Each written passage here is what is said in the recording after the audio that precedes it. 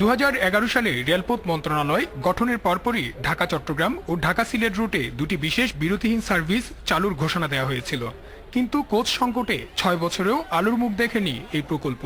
সম্প্রতি ইন্দোনেশিয়া থেকে আনা 16টি কোচ দিয়ে ঢাকা চট্টগ্রাম রুটে চালু হচ্ছে বিরতিহীন একটি বিশেষ ট্রেন।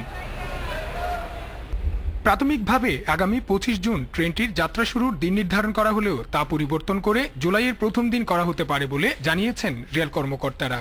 চট্টগ্রামবাসীর জন্য নতুন একটা নন স্টপ ট্রেন ঢাকা থেকে চট্টগ্রামে ঈদ উপহার হিসেবে আপনারা পাবেন।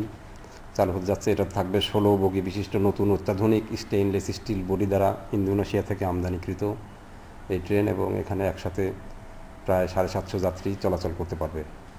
সুবর্ণ এক্সপ্রেসের আদলেই হবে নতুন ট্রেনের সার্ভিস। বেলাভূমি এক্সপ্রেস, নীলগিরি এক্সপ্রেস সহ 7টি নাম প্রস্তাব করা হয়েছে ট্রেনটির জন্য। লাল সবুজে মোড়ানো ট্রেনটিকে প্রস্তুত করা হচ্ছে চট্টগ্রামের পাহাড়তলী রেল ওয়ার্কশপে। গাড়িগুলির কাজ ডিপ্রসেসিং কাজ শেষ কারখানায়। আগামী রবিবারের দিন একটি লোড ট্রায়াল হবে। লোড ট্রায়ালের পরে আমরা কারখানা থেকে 16টি গাড়ি নতুন ট্রেন চালানোর জন্য সরবরাহ করতে পারব।